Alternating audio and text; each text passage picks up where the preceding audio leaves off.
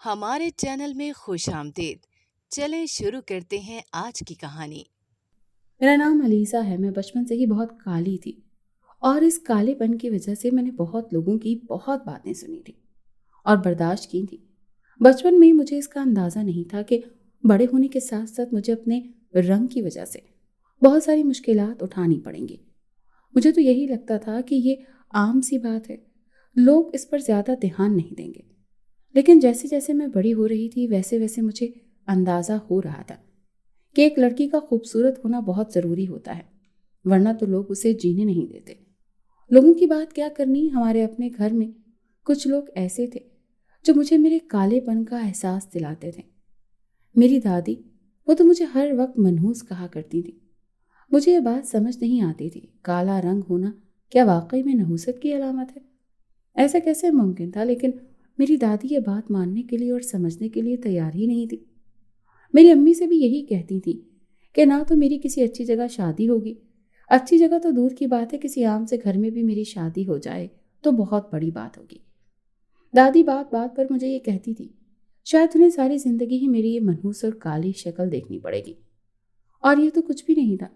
کبھی کبھار ایسا ہوتا ہے کہ صبح سویرے جب اماں مجھے کام کے لیے باورچی خانے میں بلاتی اور میں باورچی خانے میں کام کر رہی ہوتی تو دادی کا کسی بہانے وہاں چکر لگتا تو مجھے دیکھتے ہی وہ نفرت سے منہ پھیر لیتی اور کہا کرتی تھی کہ صبح سویرے ہی انہوں نے میری شکل دیکھ لی ہے، اب ان کا پورا دن ہی برا گزرے گا۔ جبکہ میری چھوٹی بہن سے وہ بہت محبت سے پیار سے بات کرنی تھی۔ ہم دو بہنیں تھیں اور ایک بھائی تھا۔ بہن بھائیوں میں میں بڑی تھی، مجھ سے چھوٹی میری بہن تھی، اس کا رنگ گورا تھا۔ گورے رنگ کی وجہ سے ہی اسے سب کی توجہ ملتی تھی اور سب کا پیار بھی اسی کے حصے میں آتا تھا، جبکہ میں اپنے کالے رنگ کی وجہ سے کسی کے دل میں اپنے لیے جگہ نہیں بنا پائی تھی اور میں ہمیشہ ہی ہر چیز سے دور رہا کرتی تھی، یہ سوچ کر کہ کوئی مجھے پسند نہیں کرتا۔ میری دادی میرے چھوٹے دونوں بہن بھائیوں سے بہت محبت کرتی تھی اور میری بہن کی تو ہر بات میں تعریف کرتی اور کہا کرتی کہ وہ بہت ہی خوش قسمت لڑکی ہے، اور اسے ڈھیر ساری دعائیں دیتی اور یہی کہتی تھی کہ اس کی کسی بہت اچھے ہی گھرانے میں شادی ہوگی۔ جبکہ میرے لیے تو ان کے منہ سے ہمیشہ یہی الفاظ نکلتے تھے کہ میں تو اس گھر میں نحوست لے کر آئی ہوں، میری وجہ سے اس گھر میں جو بھی ہوتا ہے وہ برا ہوتا ہے، ہر برائی کے پیچھے میں ہوتی ہوں۔ اب تو مجھے ان ساری چیزوں کی عادت سی ہو گئی تھی۔ گھر کے لوگوں کا یہ حال تھا تو ایسے میں باہر کے لوگوں سے بھلا کیا اچھائی کی امید کی جا سکتی تھی؟ یہی وجہ تھی کہ میں نے اپنی پڑھائی بھی چھوڑ دی۔ اسکول کے بعد کالج جانے کا شوق تھا مجھے، لیکن اپنے رنگ کی وجہ سے میرے اندر ہمت ہی نہیں تھی کہ میں لوگوں کا سامنا کر سکتی۔ اسکول میں بھی ساری لڑکیاں میرا مذاق اڑایا کرتی تھیں، مجھے کالی کالی کہہ کر بلایا کرتی تھیں۔ کچھ لڑکیوں نے تو میرا نام کلو رکھ دیا تھا۔ شروع میں ان کی باتوں کو نظر انداز کر دیتی تھی، پھر اماں کے کہنے پر خاموش رہتی، کیونکہ اماں نے مجھے یہی سمجھایا تھا کہ کسی سے بھی کوئی جھگڑا نہیں کرنا، کیونکہ میری دادی اور ابا تو پہلے ہی مجھے کچھ زیادہ پسند نہیں کرتے تھے۔ ایسے میں اگر میں اسکول میں بھی جھگڑا کر کے آ جاتی تو ممکن تھا کہ میرے ابو میرا اسکول چھڑوا دیتے، کہ وہ اس طرح کے روز روز کے جھگڑے برداشت نہیں کر سکتے تھے۔ ویسے بھی خاندان میں مجھے کوئی پسند نہیں کرتا تھا اور اسی لیے اماں کا کہنا تھا کہ مجھے کسی کی بات کا کوئی جواب نہیں دینا اور پلٹ کر کچھ نہیں کہنا۔ کچھ عرصے تک تو میں ساری چیزیں برداشت کرتی رہی، خاموش رہی، کسی سے کچھ نہیں کہتی تھی۔ لیکن پھر وہ کہتے ہیں نا کہ جب انسان خاموش ہو جاتا ہے تو لوگوں کو اس چیز سے اور شے مل جاتی ہے، وہ آپ کو مزید تنگ کرنا شروع کر دیتے ہیں۔ کچھ میرے ساتھ بھی یہی ہوا تھا، انہوں نے مجھے مزید تنگ کرنا شروع کر دیا، یہاں تک کہ محلے میں بھی میں اگر باہر نکلتی تھی تو چھوٹے چھوٹے بچے مجھے کالی کالی کہہ کر بلاتے تھے۔ مجھے بڑا غصہ آتا تھا۔ اسکول میں جب میں 10ویں جماعت میں تھی تو اس وقت میری ایک لڑکی سے لڑائی ہو گئی اور جھگڑا بھی اسی بات پر ہوا تھا کہ اس نے مجھے رنگ کی وجہ سے سب کے سامنے بے عزت کیا۔ ہمارے اسکول کا آخری دن تھا، اس وقت ہماری اسکول کی پارٹی تھی جس میں سبھی لڑکیاں تیار ہو کر بن سنور کر آئی تھیں۔ میرا بھی جی چاہتا تھا کہ میں بھی ایسے فن کا حصہ بنوں۔ امی نے تو مجھے منع کیا تھا کہ مجھے جانے کی ضرورت نہیں ہے، گھر میں ہی رہوں، لیکن میں نیا سوٹ سلوا کر پہن کر اسکول پہنچ گئی تھی۔ جب میں وہاں گئی تو سب لڑکیوں نے میرا مذاق اڑایا تھا، یہی کہا تھا کہ میں کچھ بھی کر لوں، جتنے بھی نئے کپڑے پہن لوں یا جتنا بھی بن ٹھن لوں، لیکن میرا رنگ مجھے کبھی بھی خوبصورت لگنے نہیں دے گا۔ وہ میرا مذاق اڑاتی تھی کہ خواہ میں نے اپنی ماں کے پیسے ضائع کروائے نئے سوٹ بنوا کر، میں کوئی نیا سوٹ پہنوں یا پرانا، اس سے کوئی فرق ہی نہیں پڑتا، اگر میں نے کچھ بدلنا ہی ہے تو میں اپنا رنگ بدلوں۔ ایک لڑکی نے تو حد ہی کر دی تھی، اس نے مجھ سے یہی کہا تھا کہ میں کالا رنگ پہن کر آئی ہوں، ایسے میں اسے پتہ ہی نہیں چل رہا کہ میرا چہرہ کس طرف ہے۔ اس دن تو میری بس ہو گئی تھی، کب سے میں ان سب کی یہ باتیں برداشت کر رہی تھی۔ ایسے میں نے غصے میں آ کر اس لڑکی کو تھپڑ مار دیا اور پھر ایک چیز اٹھا کر میں نے اس کے سر پر دے ماری، اور اس طرح اسکول میں جھگڑا ہو گیا۔ ساری ٹیچرز نے مجھے برا بھلا کہا اور اماں کو اسکول بلوایا۔ ان کا یہی کہنا تھا کہ اسکول میں میرے لیے جگہ ہی نہیں ہے۔ میں نے یہ سوچا تھا کہ اسکول سے آ کے 2-4 جماعتیں اور پڑھ لوں گی، لیکن ان لوگوں نے مجھے اسکول سے ہی نکال دیا اور اس طرح میں 10 جماعتیں پڑھ کر گھر میں بیٹھ گئی۔ ابا نے مجھے صاف منع کر دیا تھا کہ وہ مجھے اسکول میں داخلہ نہیں دلائیں گے، ایسا نہ ہو کہ میں وہاں بھی مار پیٹ کر کے آ جاؤں اور بعد میں ابا کو وہاں جا کر وضاحتیں دینی پڑیں۔ اور ویسے بھی میں اپنا دل مار چکی تھی، میں گھر سے بھی باہر نہیں نکلتی تھی کہ چھوٹے چھوٹے بچے مجھے کلو کہہ کر بلاتے تھے۔ مجھے یہ بالکل بھی پسند نہیں تھا۔ گھر میں رہتے ہوئے میں نے گھرداری کے اچھے طریقے سے سیکھ لی تھی، ہر وہ ہنر سیکھا تھا جو ایک لڑکی میں ہونا چاہیے، تاکہ کوئی نہ کوئی میری گھرداری دیکھ کر ہی مجھے اپنانے کے لیے تیار ہو جائے۔ دادی کا یہی کہنا تھا کہ جتنا مرضی میں کچھ سیکھ لوں، لیکن لوگوں نے مجھے میری شکل دیکھ کر ہی پسند کرنا ہے، اور میری شکل اس قابل ہی نہیں ہے کہ مجھے پسند کیا جائے۔ گھر میں رہتے ہوئے بھی مجھے تلخ جملوں کا سامنا کرنا پڑتا تھا، اور ان ساری باتوں نے میرے اندر تلخی بھر دی تھی۔ چھوٹی چھوٹی باتوں پر میں الجھ پڑتی تھی اور مجھے غصہ آ جاتا تھا، اور میں غصہ اپنے اوپر ہی اتار لیتی، اپنے آپ سے بولتی رہتی، کیونکہ گھر میں تو کسی کے سامنے بولنے کی ہمت نہیں تھی۔ میں کسی کو ذرا سا کہہ دیتی تو بات بڑھا چڑھا کر میرے ابا تک پہنچ جاتی، اور آخر میں مجھے ہی باتیں سننے کو ملتی تھیں۔ اسی لیے خاموش رہنا ہی میرے لیے بہتر تھا، اور میں یہی کیا کرتی تھی۔ وقت نے مجھے ہر چیز سکھا دی تھی، لیکن آخر کب تک میں یہ ساری چیزیں برداشت کرتی؟ اب تو میری برداشت کی حد بھی ختم ہو رہی تھی۔ رشتہ داروں میں بھی اگر میں کسی کے گھر جاتی تو سبھی لوگ میری بہن کو پسند کرتے، اور مجھے کوئی دیکھنا بھی پسند نہیں کرتا۔ کوئی شادی ہوتی یا کوئی فنکشن ہوتا تو اماں، بہن، بھائی سبھی لوگ جایا کرتے، لیکن میں اپنا سارا وقت گھر میں ہی گزار لیتی۔ زندگی اسی طرح سے گزر رہی تھی۔ میری اماں نے ہر ممکن کوشش کی تھی کہ وہ مجھے ہر وہ چیز سکھا دیں، اور کچھ نہ صحیح تو چلو کوئی ہنر ہی دیکھ کر مجھے شادی کے لیے راضی ہو جائے، لیکن یہ بھی ان کی خام خیالی ہی تھی۔ میرے لیے جو بھی رشتہ آتا وہ لوگ مجھے دیکھتے ہی انکار کر دیتے، اور میری چھوٹی بہن کو دیکھ کر فوراً پسند کر لیتے۔ یوں بھی رشتے والا گھر آتے ہی تھے وہ یہ کہتے تھے کہ انہیں بڑی بیٹی نہیں بلکہ چھوٹی بیٹی کا رشتہ چاہیے، مگر اماں کا کہنا تھا کہ وہ کس طرح سے بڑی بیٹی کو چھوڑ کر چھوٹی کا رشتہ طے کر دیں۔ میری اماں نے رشتے والی کو پیسے بھی دیے تھے کہ وہ کچھ بھی کر کے میرا رشتہ کروا دیں، لیکن ان کا یہ کہنا تھا کہ ان کا کام رشتے تلاش کرنا ہے، اب آگے سے لڑکی پسند کرنا تو ان لوگوں کا کام ہوتا ہے۔ انہوں نے میری اماں کو مشورہ دیا کہ میری اماں کو میرے رنگ پر دھیان دینا چاہیے، مجھے کوئی کریم لا کر دیں جس سے میرے رنگ میں تھوڑا فرق آ جائے۔ اور ایسا نہیں تھا کہ اماں نے کبھی مجھے کریم لا کر نہیں دی تھی، میں خود بھی جو کریم دیکھتی تو فوراً جا کر بازار سے خرید لاتی، لیکن آج تک کسی کریم سے ذرا فرق نہیں پڑا تھا، اور اب میرا رشتہ بھی نہیں ہو رہا تھا۔ ایسے میں دادی مجھے اور باتیں سناتی، یہی کہتی کہ میرا رشتہ ہونا مشکل سی بات ہے، کوئی مجھے پسند نہیں کرے گا۔ ایسے میں گھر بیٹھی رہوں گی اور ساری زندگی ان لوگوں کو میری منحوس شکل دیکھنی پڑے گی۔ جو بھی رشتے والے آتے تھے دیکھ کر انکار کر کے چلے جاتے تھے، یا پھر مجھے چھوٹی بہن کو پسند کر لیتے۔ اور پھر ایک دن اسی طرح ایک بہت اچھے گھر کا رشتہ آیا تھا، ان لوگوں نے بھی میری چھوٹی بہن کو پسند کر لیا، اور ابا کا یہ کہنا تھا کہ وہ میرے انتظار میں چھوٹی کو بٹھا کر نہیں رکھ سکتے۔ ایسے میں انہوں نے یہی سوچا تھا کہ وہ میری چھوٹی بہن کی شادی کر دیں گے، میری جب ہوگی تب دیکھی جائے گی، وہ اس چکر میں چھوٹی کی خوشیاں تو داؤ پر نہیں لگا سکتے۔ میری امی نے بھی یہی سوچا تھا کہ جو بھی رشتے والے آتے ہیں میری چھوٹی بہن کو دیکھ کر اسے پسند کر لیتے ہیں، ایسے میں اس کی شادی ہو جائے گی اور وہ اپنے گھر چلی جائے گی، تو یہ مسئلہ حل ہو جائے گا، پھر ہو سکتا ہے کہ کوئی مجھے پسند کر لے۔ اسی لالچ میں آ کر میری امی نے بھی ابا اور دادی کی بات مانتے ہوئے میری چھوٹی بہن کی بات پکی کر دی، اور پھر تھوڑے ہی دنوں میں اس کی شادی ہو گئی۔ میں اس کے لیے بہت خوش تھی، میں تو ہمیشہ اس کی خوشی ہی چاہتی تھی، لیکن اس نے کبھی بھی مجھ سے بہنوں جیسی محبت نہیں کی تھی، جس کی وجہ سے وہ مجھ سے دور دور رہتی تھی۔ شاید اسے بھی یہ لگ گیا تھا کہ میرے قریب رہنے سے کہیں ایسا نہ ہو کہ میرے چہرے کی سیاہ رنگت اس کے بھی نصیب کالے کر دے۔ پھر اس طرح سے ایک بہت ہی اچھے گھر میں میری بہن کی شادی ہو گئی، اور وہ رخصت ہو کر اس گھر سے چلی گئی۔ میں نے اپنی بہن کے لیے خوش تھی، لیکن دل ہی دل میں یہ بھی سوچتی تھی کہ اگر میں بھی اس کی طرح خوبصورت ہوتی تو آج اس کی جگہ میری شادی ہو رہی ہوتی۔ خیر، یہ تو نصیب کی بات ہوتی ہے۔ چھوٹی بہن کی شادی ہونے کے بعد اماں نے دوبارہ سے میرے رشتے دیکھنے شروع کر دیے اور انہوں نے یہی سوچا تھا کہ وہ میری شادی کر کے ہی دم لیں گی۔ میری اماں مجھے ہر ہفتے پارلر لے کر جاتی ہیں اور میرا فیشل کرواتی ہیں کہ شاید اس سے تھوڑا بہت فرق پڑ جائے، لیکن میرا رنگ بہت کالا تھا۔ اماں نے سوچا تھا کہ ہو سکتا ہے ہر ہفتے فیشل کروانے سے میری رنگت میں تھوڑی سی بہتری آ جائے اور کوئی مجھے پسند کر لے اور میری شادی ہو جائے۔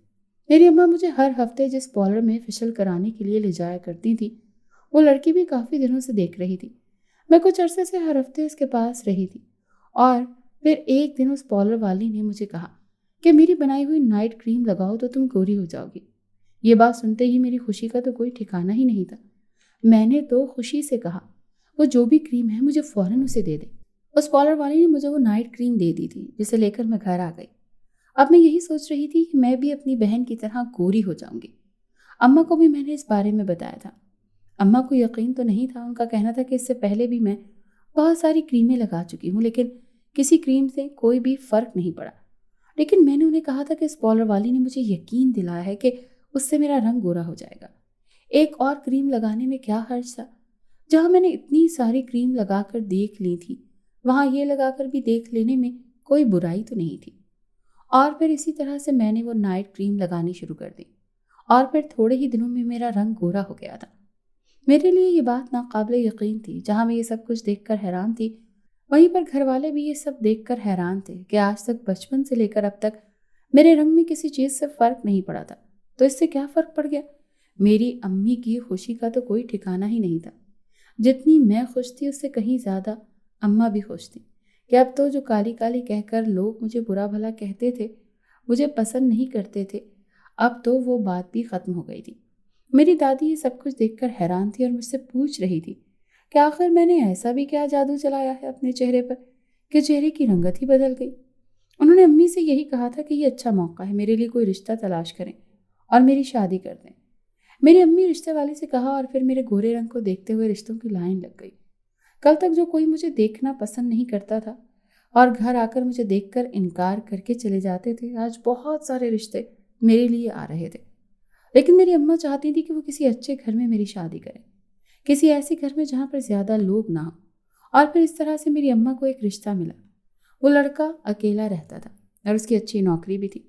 اب اماں کو یہ رشتہ ہر لحاظ سے بہتر لگا کیونکہ نہ تو اس کے آگے پیچھے کوئی تھا۔ اماں کو اس چیز کی بھی تسلی تھی کہ کوئی مجھے تنگ بھی نہیں کرے گا۔ جتنی باتیں میں نے اس گھر میں رہتے ہوئے سنی تھیں اور برداشت کی تھیں، اماں نہیں چاہتی تھی کہ آگے سسرال میں بھی مجھے کوئی بات سنانے والا ہو۔ اسی لیے اماں نے اس گھر میں میرا رشتہ کر دیا۔ میں بھی اپنے رشتے سے خوش تھی کیونکہ جس لڑکے سے میرا رشتہ کیا گیا تھا وہ دکھنے میں بہت خوبصورت تھا اور اچھی شکل و صورت والا تھا۔ اس کے پاس نوکری بھی اچھی تھی، اس کا اپنا گھر بھی تھا۔ ایسے میں مجھے اور کیا چاہیے تھا؟ میری قسمت کو دیکھ کر حیران ہوتی تھی۔ میری بہن جس نے مجھ سے پہلے شادی کر لی تھی، وہ اس چیز پر بہت خوش تھی کہ اس کی شادی اچھے گھر میں ہوئی ہے، بلکہ میرا شوہر اس سے بھی زیادہ خوبصورت ہے، میرا گھر اس سے بھی زیادہ اچھا تھا۔ یہ دیکھ کر میری بہن تو مجھ سے حسد کرنے لگ گئی۔ اس نے تو گھر آنا جانا ہی چھوڑ دیا تھا۔ خیر، یہ تو نصیب کی بات ہے۔ ایک وقت تھا کہ اس نے میرے حصے کی خوشیاں لی تھی اور اب میرے حصے کی خوشی مجھے مل رہی تھی۔ میری اماں نے ایک بہت ہی اچھی جگہ پر میرا رشتہ کر دیا تھا۔ میں بہت خوش تھی اور اسی خوشی خوشی میں شادی کی تیاری گھر میں چلنے لگی۔ دادی بھی اس بات کو لے کر خوش تھی۔ ان کے سر سے ایک مصیبت ٹلنے والی تھی۔ وہ تو کبھی بھی مجھے اس گھر میں برداشت کرنے کے لیے تیار ہی نہیں ہوتی تھی۔ وہ تو جانے کیا سوچ کر انہوں نے اب تک مجھے اس گھر میں رکھا ہوا تھا۔ اب جب کہ رشتہ پکا ہو گیا تھا تو وہ یہی چاہتی تھی کہ میں جلد از جلد شادی کر کے اس گھر سے چلی جاؤں۔ گھر میں شادی کی تیاریاں جاری تھیں اور سارے رشتہ دار یہ دیکھ کر حیران تھے کہ اس طرح سے کیسے میرا رنگ بدل گیا تھا۔ میری ساری کزنز جو پہلے مجھے کالے ہونے کا طعنہ دیا کرتی تھی، اب میری رنگت کو دیکھ کر کافی حیران ہو رہی تھی۔ جب انہوں نے مجھ سے اس کا راز پوچھا تو میں خاموش رہی۔ میں نے کسی کو بھی یہ نہیں بتایا تھا کہ اس پارلر والی کی دی گئی کریم میں نے لگانی تھی اور وہ نہیں چھوڑی تھی۔ اس کریم کے لگانے سے میرا رنگ پہلے سے زیادہ صاف ہو گیا تھا، یہاں تک کہ اب میری بہن اور میری دوسری کزنز بھی مجھ سے یہ پوچھتی تھی کہ آخر میں نے ایسا کیا لگانا شروع کیا کہ میرا رنگ اتنا گورا ہو گیا ہے۔ وہ بھی اس راز کو جاننا چاہتی تھی کیونکہ میرا رنگ ان سے بھی زیادہ صاف ہو گیا تھا۔ خیر، میں نے یہ بھی بات کسی کو نہیں بتائی تھی کیونکہ میں جانتی تھی کہ اگر انہیں یہ بات معلوم ہو گئی، کہیں ایسا نہ ہو کہ وہ مجھ سے زیادہ خوبصورت ہو جائیں اور پھر میں سب لوگوں سے کمتر نظر آنے لگوں۔ بڑی مشکل سے میں نے کہیں جا کر اپنے آپ کو تھوڑا بہتر کیا تھا اور اس قابل بنایا تھا کہ کوئی مجھے اپنے سے کمتر نہ کہہ سکے۔ کہ یہ ساری باتیں الگ تھیں، گھر میں شادی کی تیاریاں جاری تھیں اور پھر تھوڑے ہی عرصے میں شادی کر کے میں اپنے گھر چلی گئی۔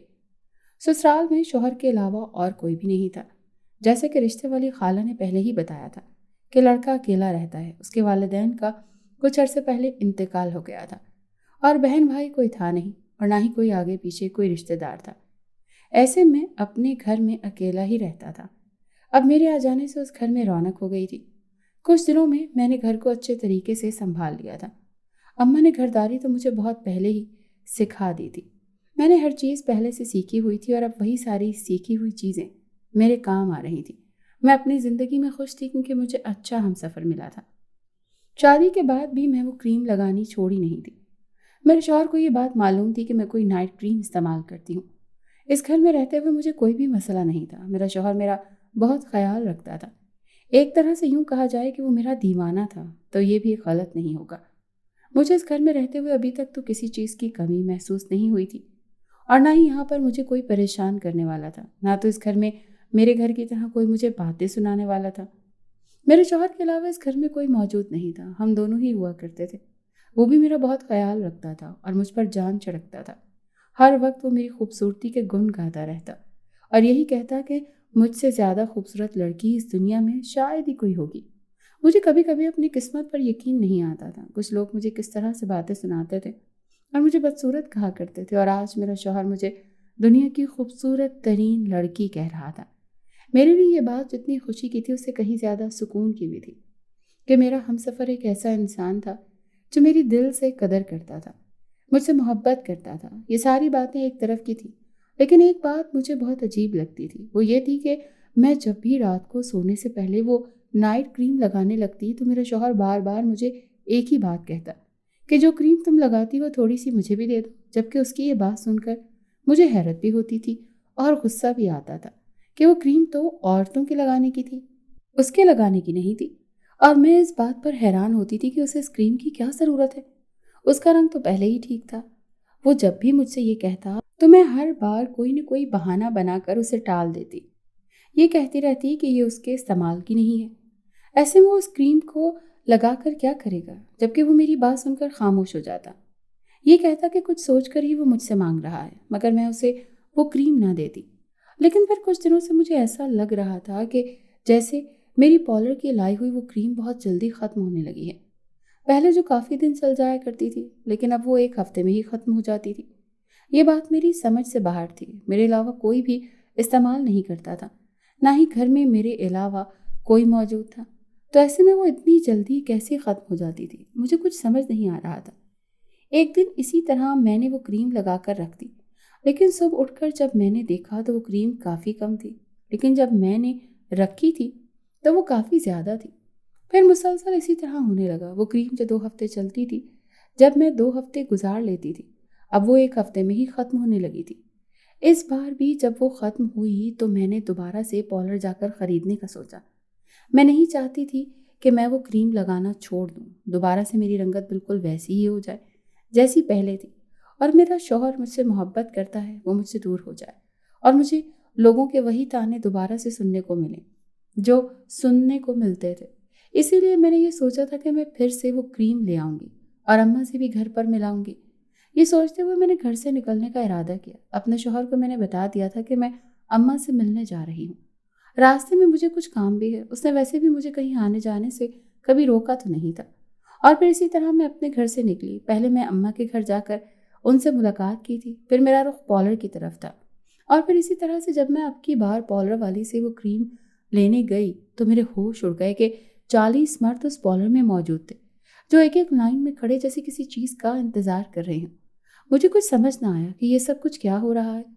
آج سے پہلے بھی میں یہاں بہت بار آ چکی ہوں، لیکن یہاں پر اس پارلر والی کے اور اس کے ساتھ کام کرنے والی چند لڑکیوں کے علاوہ کوئی بھی نہیں ہوتا تھا، جبکہ جہاں پر اتنے سارے مرد موجود تھے میں سب کو نظر انداز کرتی فوراً سے دوسری جگہ پر چلی گئی تھی جہاں پر ایک لڑکی موجود تھی۔ میں نے اسے اپنے یہاں آنے کا مقصد بتایا تھا اور اسے اپنی مطلوبہ کریم مانگی تھی۔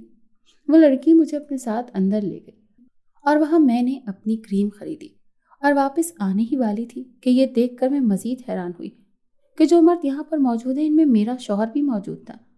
इस वक्त यहाँ पर उसका क्या काम? ये वक्त उसके काम का होता है तो फिर वो इस वक्त यहाँ क्या कर रहा था? ये देखकर मैं काफ़ी हैरान हुई थी, लेकिन उस वक्त मैं खामोशी से घर चली गई, ये सोच करके जब घर आएगा तभी इससे इस बारे में बात करूंगी। मेरा शौहर जैसे ही घर आया और मैंने उसे वहाँ जाने का मकसद पूछा तो उसका ये कहना था कि वो उस पॉलर में क्यों जाएगा, वो तो वहाँ गया ही नहीं। लेकिन वो मुझसे झूठ बोल रहा था, मैंने खुद उसे उस जगह पर देखा था और वो खुद भी तो मुझसे वो क्रीम मांगता रहता था। मुझे कुछ समझ नहीं आ रही थी इसके पीछे क्या वजह है। जब से मैं शादी करके इस घर में आई थी बाकी सारी चीज़ें तो ठीक थी, लेकिन एक चीज़ जो मुझे काफ़ी हैरान करती थी वो यही थी कि कभी कभी मेरे शौहर का रवैया बड़ा अजीब होता था। कभी कभार वो ना तो किसी से बात करता था और ना ही कहीं आता जाता, वो एक कमरे में बैठकर दरवाज़ा अंदर से बंद कर लेता था और मुझे भी उस कमरे में घुसने ना देता, और कभी कभार बहुत अजीब व गरीब बातें करता। बहुत अजीब व गरीब सा उसका रवैया होता जो कि मेरी समझ से तो बिल्कुल बाहर था। मुझे समझ नहीं आ रहा था कि मैं इस राज की तह तक कैसे पहुंचूं। मेरा शौहर तो मुझे कुछ भी बताने के लिए तैयार नहीं था। उसने साफ कह दिया था कि ऐसा कुछ नहीं है जैसा कि मैं सोच रही हूँ। अब तो कभी उस जगह मैं गया ही नहीं, लेकिन मैंने खुद उसे वहां पर देखा था। फिर कुछ दिन इसी तरह से गुजरे थे। मैंने अपने शौहर का पीछा करने का इरादा किया। मैं जानती थी कि वो दोबारा भी उस पॉलर में ज़रूर जाएगा। और फिर एक दिन इसी तरह से उसका पीछा किया तो मेरा शौहर दोबारा से उस पॉलर में मौजूद था। आखिर वो यहाँ किस मकसद के लिए आता था, पूछने पर साफ इनकार कर देता। अब ये पॉलर वाली ही थी कि मुझे इस बात की सच्चाई बता सकते थे, जिससे मुझे ये राज मालूम हो सकता था कि आखिर मेरा शौहर यहाँ किस मकसद के लिए आता है। उस दिन मैंने अंदर जाकर वहाँ पर काम करने वाली लड़की से पूछा तो उसका कहना था कि वो इस बारे में कुछ नहीं जानती क्योंकि ये पॉलर उनका नहीं है। उसका कहना था ये जिसका पॉलर है वो ख्वाजा सरा है और वही जानता है कि इसके पीछे क्या वजह है। उस लड़की का कहना था कि वो कभी कभार यहाँ पर चक्कर ज़रूर लगाता है, लेकिन कभी किसी ने उससे किसी चीज़ की वजह नहीं पूछी। मुझे कुछ भी पूछना है तो मुझे उससे मिलना होगा, वही मुझे सारी सच्चाई बता सकता है। जब मैंने उस लड़की से उसके घर का पता मालूम किया और अब पता मिलते ही मैं उसके घर जाने ही वाली थी, उससे पूछना चाहती थी कि आखिर इसके पीछे क्या राज था, कि उसके पॉलर में मर्दों का क्या काम था और मेरा शौहर भी किस मकसद के लिए वहाँ जाता था। मैं जानती थी कि इसके पीछे कोई ना कोई बड़ी वजह ज़रूर होगी जो मैं नहीं जानती, और वही वजह जानने के लिए इस पॉलर के मालिक यानी उस ख्वाजा सरा के घर जाने वाली थी। अभी जब मैं उस ख्वाजा सरा के घर पहुंची और मैंने उसे जाकर इस बारे में पूछा तो पहले तो वो मुझे कुछ भी बताने के लिए तैयार नहीं था।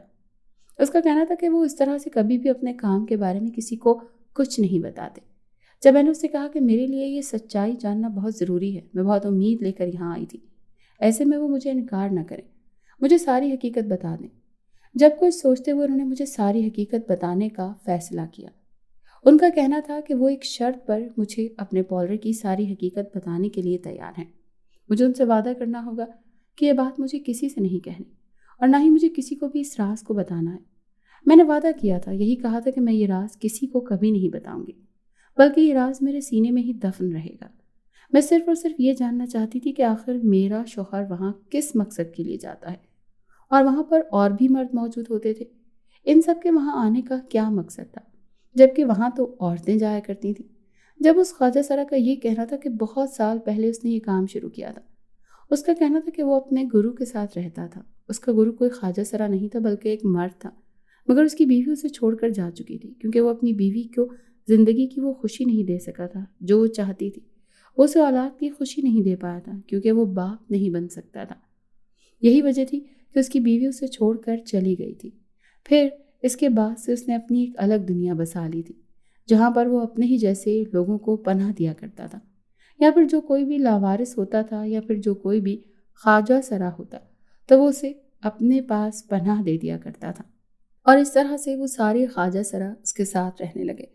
उस वक्त उन लोगों के पास काम करने के लिए कोई भी काम नहीं था, कारोबार नहीं था, और उन्होंने अपना छोटा सा पॉलर खोलने का इरादा किया और फिर आहिस्ता आहिस्ता इस काम में उन्हें तरक्की मिलती गई। उस आदमी के साथ रहने वाले सारे ख्वाजा सरा पॉलर में काम करने लगे थे, जिनसे उनका गुजर बसर अच्छा होने लगा था। एक तरह से उन लोगों को रोज़गार मिल गया था और वहाँ से वो जो भी पैसा कमाते थे उससे वो दूसरे लोगों की मदद भी करते थे जो कि ज़रूरतमंद होते थे। फिर एक दिन इसी तरह उनके पास एक लड़की आई थी जो कि ये चाहती थी کہ وہ خوبصورت نظر آئے، کیونکہ وہ خوبصورت نہیں تھی۔ ایسے میں رشتے والے اسے انکار کر کر کے چلے جاتے تھے۔ وہ ایسی تمام لڑکیوں کی مدد کرنا چاہتے تھے، اور پھر ان لوگوں نے ایک ایسی کریم بنائی تھی جس سے کچھ دنوں میں ہی دیکھتے رنگ گورا ہو جاتا تھا۔ ان کا کہنا تھا وہ کریم کوئی عام کریم نہیں ہے، بلکہ اس کو بنانے کے لیے بڑی محنت لگتی ہے، اور خاص طور پر ان کے گرو کا ایک خاص نسخہ تھا جو کہ ان کے کام آ رہا تھا۔ جس وقت ان کے گرو کی بیوی انہیں چھوڑ کر چلی گئی تھی، اس وقت ان کا زیادہ تر وقت گھر سے باہر گزرتا تھا۔ وہ جنگل میں جا کر وہاں پر تنہا وقت گزارتا تھا، اور پھر وہاں پر انہیں ایک بوڑھی عورت ملی تھی جس نے انہیں ایک ایسا ڈبہ دیا تھا جس میں لال رنگ کا پاؤڈر تھا۔ اس عورت کا کہنا تھا کہ وہ اس پاؤڈر سے اپنا ہر مسئلہ حل کر سکتا ہے، کیونکہ وہ کوئی عام پاؤڈر نہیں تھا، وہ جنات کا ایک ایسا لال پاؤڈر تھا جس کی مدد سے ہم انسان اپنے بہت سارے مسائل کو حل کر سکتے تھے۔ وہ ایک جادوئی پاؤڈر تھا جو کہ کسی بھی چیز میں ڈال کر استعمال کیا جاتا تو انسان کا ہر مسئلہ حل ہو سکتا تھا، اس کی ہر کمی پوری ہو سکتی تھی۔ اس بوڑھی عورت نے پاؤڈر ان کے گرو کو دیا، اس آدمی کو دیا تھا جسے لے کر وہ گھر آ گیا اور اسے سنبھال کر رکھا۔ وہ جانتا تھا کہ وہ بوڑھی عورت اور کوئی نہیں بلکہ وہ بھی ایک جن زادی ہی تھی، اور اس جن زادی کے اس آدمی سے بہت بار مدد بھی کی تھی۔ بہت بار اسے جنگل میں بنے ایک چھوٹے سے گھر کے پاس چھوڑا تھا، اور اسی مدد کے بدلے میں وہ لال رنگ کا پاؤڈر اسے ملا تھا۔ یہ وہی پاؤڈر تھا جسے ڈال کر وہ کریم تیار کرتے تھے۔ وہ جنزادی یہ بات اچھی طرح سے جانتی تھی کہ اس آدمی کی بیوی اس سے ناراض ہو کر اسے چھوڑ کر چلی گئی ہے، اور اس کی وجہ یہ تھی کہ وہ باپ نہیں بن سکتا تھا، اسی لیے اس نے اسے وہ لال رنگ کا پاؤڈر دیا تھا، اور یہی کہا تھا کہ اس کے استعمال سے وہ باپ بن سکے گا اور اس کے ہاں اولاد ہوگی۔ وہی نہیں بلکہ جو کوئی بھی مرد اسے استعمال کرے گا اس کی یہ کمی دور ہو جائے گی۔ اس آدمی کا کہنا تھا کہ جو کہ ان کا گرو تھا، کیونکہ وہ اپنی بیوی سے بہت محبت کرتا تھا، ویسے بھی وہ اسے چھوڑ کر جا چکی تھی، اسی لیے اس کا کہنا تھا کہ وہ کبھی واپس نہیں آئے گی۔ اسی لیے اس نے اس پاؤڈر کو سنبھال کر رکھ لیا اور اسے استعمال نہیں کیا۔ اسے اس کی ضرورت ہی نہیں تھی، اور وہ خواجہ سرا کے ساتھ رہنے لگا، اس کی پرورش کرنے لگا۔ لیکن پھر جب انہوں نے اپنا پاؤڈر کھولا تو انہوں نے محسوس کیا تھا کہ بہت سارے لوگوں کو اس کی ضرورت ہے، بہت سارے لوگ ایسے ہیں جنہیں ان کی مدد کی ضرورت تھی، جو کہ اولاد کی وجہ سے بے بس تھے۔ پھر اسی لیے انہوں نے ان سب لوگوں کی مدد کرنی شروع کی تھی، اور اس کریم میں پاؤڈر کو ڈالتے تھے، اور اس کریم کو لگانے سے انسان کا ہر مسئلہ حل ہو جاتا تھا جو اس کے ساتھ ہوتا تھا، اور اگر کسی مرد میں کوئی کمی ہوتی تھی تو وہ بھی ختم ہو جاتی تھی۔ اور پھر اس طرح سے انہوں نے لوگوں کی مدد کرنی شروع کر دی تھی۔ اس کے علاوہ نہ صرف ان لوگوں کی مدد کرتے تھے بلکہ یہاں سے ملنے والے پیسوں سے بھی بہت سارے یتیم بچوں کی پرورش بھی کر رہے تھے، کیونکہ ان کا ماننا تھا کہ جو لوگ بے سہارا ہوتے ہیں ان کی مدد کرنا ہی ہمارا سب سے پہلا فرض ہوتا ہے۔ کسی بے سہارا کو سہارا دے دینا اس سے بڑھ چڑھ کر کیا ہو سکتا ہے؟ اور وہ لوگ جنہوں نے اس قسم کے حالات دیکھے تھے، جس طرح سے انہیں دھتکارا گیا تھا، زمانے کی ٹھوکریں کھانے کو ملی تھی، وہ نہیں چاہتے تھے کہ کوئی ان کی طرح زمانے کی ٹھوکریں کھائے یا پھر لوگوں کی دھتکار برداشت کرے۔ اسی لیے وہ ایسے سب لوگوں کی مدد کرتے تھے جنہیں مدد کی ضرورت ہوتی تھی، اور وہاں پر مردوں کا رش اسی لیے تھا کہ وہ سب وہی کریم لینے کے لیے آتے تھے جو کریم میں لے کر جایا کرتی تھی۔ اب مجھے سمجھ آ گیا تھا کہ میرا شوہر مجھ سے وہ کریم کیوں مانگتا تھا، اور میری لائی ہوئی کریم اتنی جلدی کیسے ختم ہونے لگی تھی۔ اس کے پیچھے کی وجہ مجھے سمجھ آ گئی تھی، اور ساتھ ہی ساتھ مجھے اس کے بدلے ہوئے رویے کی وجہ بھی سمجھ آ گئی تھی۔ اس خواجہ سرا نے مجھے یہی کہا تھا کہ مجھے فکر کرنے کی یا پریشان ہونے کی ضرورت نہیں ہے، میری زندگی اب بالکل ٹھیک ہو جائے گی، مجھے فکر کرنے کی بالکل بھی ضرورت نہیں ہے، کیونکہ ان کی دی ہوئی کریم سے میرا شوہر باپ بن سکے گا، اس سے سارے مسئلے حل ہو جائیں گے۔ میں اس کی بات سن کر حیران ہوئی تھی، وہی پریشان بھی ہو گئی تھی۔